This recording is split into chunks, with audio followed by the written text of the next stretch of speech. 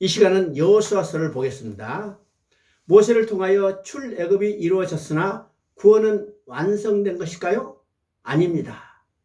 출애굽은 구원의 시작일 뿐입니다. 구원의 완성은 결국 가나안 땅에 입성하는 것입니다. 그래서 여호수아서는 가나안 땅에 입성하는 것에 대한 이야기입니다. 여호수아서는 여호수아가 약속의 땅 가나안 땅에 들어가서 가나안 땅을 점령하고 분배하고 정착하는 과정을 기록하는 것입니다. 여호수아서는 크게 두 부분으로 나눠지는데 첫째 부분은 1장부터 12장까지인데 가나안 땅을 정복하는 전투하는 교회를 보여주는 것입니다. 둘째 부분은 13장부터 23장까지입니다. 이 내용은 선한 싸움을 싸운 후에 누리게 되는 안식하는 교회의 모형입니다. 하나님께서 아브라함과 그의 후손에게 주기로 약속한 땅에 대한 약속이 여기서 마침내 성취됩니다. 이처럼 교회는 크게 지상교회와 천상의 교회로 나눌 수 있는데 지상의 교회는 전투적인 교회요, 천상의 교회는 안식하는 교회입니다. 하나님의 백성이 가나안 땅을 점령해 나가는 것은 전투적 교회의 모형이고 점령한 후에 땅을 분배하고 정착하는 것은 안식하는 교회의 모형입니다. 그러면 우리는 지금 어디에 속해 있을까요? 우리는 지금 전투하는 교회에 속해 있는 것입니다. 이 전투하는 교회에 주시는 하나님 말씀이 여호수아서 1장 5절부터 9절까지 나와 있습니다. 거기에 핵심은 두려워하지 말고 오직 너는 마음을 강하게 하고 극히 담대하라는 말씀입니다. 여호와가 너희와 함께 하시라고 말씀하십니다. 이 말씀이 우리의 신앙의 원동력입니다. 우리가 이 말씀을 얼마나 확실하고 믿고 있느냐에 따라서 우리의 삶이 완전히 달라지는 것입니다. 이 격려의 말씀을 들은 여호수아가 담대히 일어섭니다. 그래서 11절에서 이 요단을 건너 너의 하나님 여호와께서 너에게 주사 차지하게 하시는 땅을 차지하게 해서 들어갈 것임이라고 말합니다. 이 땅은 이미 하나님께서 이스라엘 백성들에게 주셔서 차지하게 한 땅이었습니다. 이제 하나님의 약속과 하나님께서 함께 하시고 그들을 위하여 싸워주신다는 믿음을 가지고 일어서서 들어가면 됩니다. 여호수아 2장은 여호수아가 여리고성에 정탐꾼을 보내고 3장에서는 언약궤를 맨 제사장을 앞서요 요단강을 건넙니다. 출애굽 때 홍해를 건널 때는 홍해가 갈라진 후에 건넜으나 요단강은 넘실대는 요단강을 제사장들이 먼저 들어가자 흐르던 물이 멈추고 건너가게 됩니다. 이것을 통해서 그들의 신앙이 그만큼 성장했다는 것을 보여줍니다. 이스라엘 백성이 요단을 건넌 후에 4장에서는 길갈에 교도보를 형성하였습니다. 그러면 이제 이 교도보인 길갈을 거점으로 해서 가나안 땅 안으로 진군에 들어가야 합니다. 그런데 가나안 동편에는 여리고라는 가장 강력한 성이 자리 잡고 있었습니다. 이 여리고성을 점령해야만 가나안 땅 안으로 진공에 들어갈 수 있었습니다. 그런데 여리고성을 점령하기에 앞서 5장에서는 하나님께서 이스라엘 백성들에게 할례를 행하라고 명령하고 유월절을 지키라고 명령하십니다.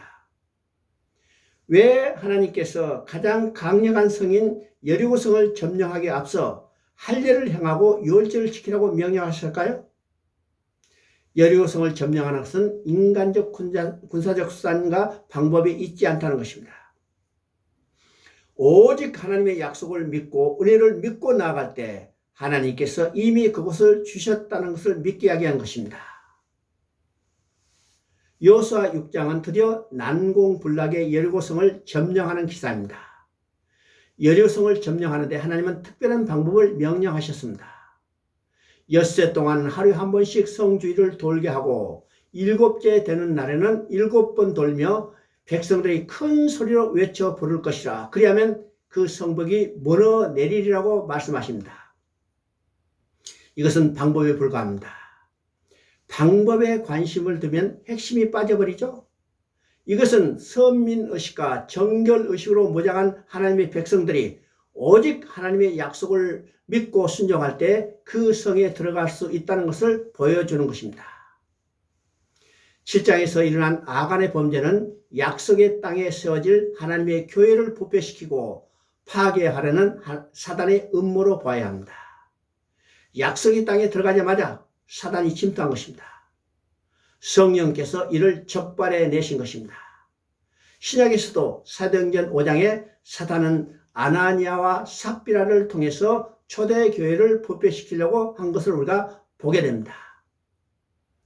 여호수아 12장에서는 여호수아와 이스라엘 백성들이 점령한 땅의 대강이 기록되어 있습니다. 13장부터는 이스라엘 지파별로 땅을 미리 분배하여 각 지파별로 나머지 땅을 점령하도록 하셨습니다. 21장 43절 45절에서는 여호와께서 그들에게 안식을 주셨다고 말씀합니다.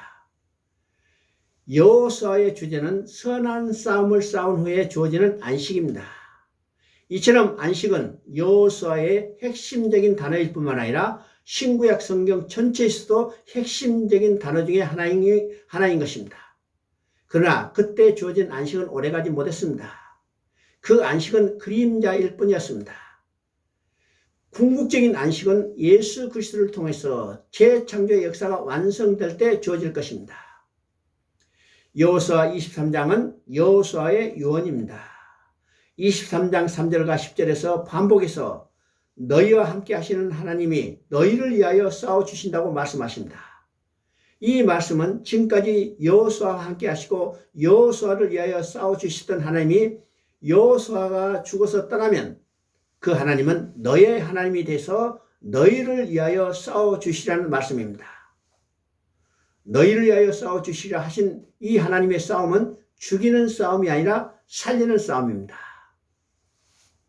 세상의 싸움은 죽이고 멸망시키는 것이지만 하나님의 싸움은 죄와 허물로 죽었던 영혼들을 살리는 싸움입니다. 이 나라를 죽이는 싸움이 아니라 이 나라의 영혼을 살리셔서 복받게 하시는 싸움인 것입니다. 그 싸움에 우리들을 의의 병기로 사용하셔서 싸우는 싸움입니다.